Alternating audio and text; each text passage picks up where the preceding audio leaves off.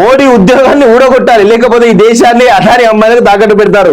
Reservation రద్దు చేసి ప్రభుత్వ సంస్థలు అమ్మేస్తారు. పాలమూరు రంగారెడ్డికి అసలు విషయం ఏంటంటే రిజర్వేషన్ రద్దు చేసి ప్రభుత్వ సంస్థలు అమ్మేస్తారట. కొన్ని లాస్ లో ఉన్నటువంటి ప్రభుత్వ సంస్థలు అమ్మేస్తే ఏమైతుంది? పూర్తి స్థాయిలో అమ్మలేదు, చాలా వరకు.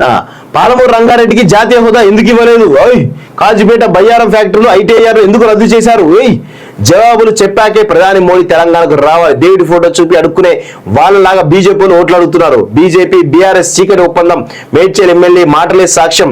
మల్కాజ్గిరి నియోజకవర్గ ప్రచారంలో సీఎం రేవంత్ రెడ్డి వ్యాఖ్యలు అంటున్నాం చూస్తాను. సో ఇక విషయం ఏంటి అంటే మిత్రులారా, మోడీ ఉద్యోగాన్ని ఊడగొట్టాలంటున్నారు కదా, ఖచ్చితంగా రేవంత్ రెడ్డి ఉద్యోగం ఊడడం ఖాయం. రాసి పెట్టుకోండి. ఈ సందర్భంగా ఓపెన్ గా స్టేట్మెంట్ ఇస్తాను.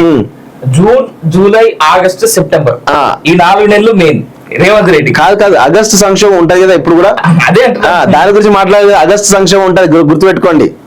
జూన్, జూలై, ఆగస్టు, సెప్టెంబర్ కూడా నేను యాడ్ చేస్తాను.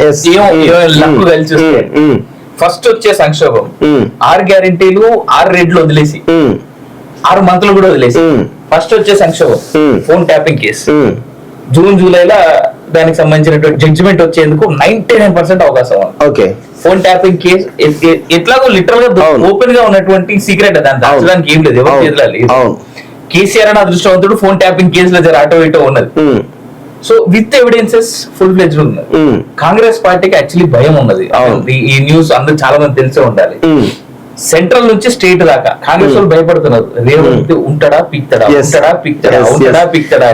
తన పాతివ్రత నిర్మించుకోవడానికి మోడీ టార్గెట్ చేస్తున్నాడు వాస్తవం చెప్పాలంటే. ఇప్పుడు ఇది అయిపోయిందా?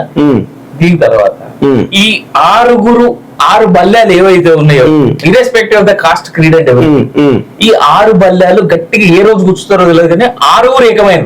ఇదైతే వాస్తవం. ఏ రకంగా చూసుకున్నా 6 ఏకమైన. ఇక ఇంటర్నల్ పూర్ కాంగ్రెస్ అంటేనే ఒక కలర్ గంప. దానికి తోడు నిన్న ఏబిఎన్ లో మనం చదివినటువంటి న్యూస్, ఒక్కడు ఇంకొకంతో కలిసి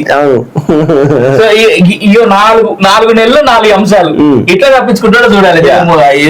విషయం ఏంటంటే సునీతా మహేందర్ రెడ్డి పాప ఎవరు దిక్కులేరు పాప, వాస్తవంగా పట్టించుకునే పరిస్థితి లేదు. వాస్తవంగా ఇందాక ఏదో పేపర్ల మూలకేసి పట్న మహేందర్ రెడ్డి రేవంత్ రెడ్డి పెట్టి అక్కడ చాలా స్పష్టంగా మల్కాజ్గిరిలో కనుక సునీత మహేందర్ రెడ్డి గెలిస్తే మహేందర్ రెడ్డి తన రౌడీజన్ స్టార్ట్ చేస్తాడు కాబట్టి ఖచ్చితంగా అక్కడ ఉన్నటువంటి మైనంపల్లి హనుమంతరావు వీళ్ళని ఓడగొట్టడానికి ప్రయత్నం చేస్తాడు. అందులో నో డౌట్, రాసి పెట్టుకోండి. ఆయన మంత్రి పదవి ఇస్తా, అది ఇస్తా, ఏదో హామీలు వలుపుతా ఉన్నాడు కానీ ఏం కాదు. ఇలా ఏంటది, మేడ్చల్ ఎమ్మెల్యే కాంగ్రెస్ లో లేడు, ఎన్నిసార్లు నువ్వు ఆయన బెదిరించి ఆయన దగ్గర ఉండుంటే నీ కాంగ్రెస్ చెప్పుకునేటువంటి మాట.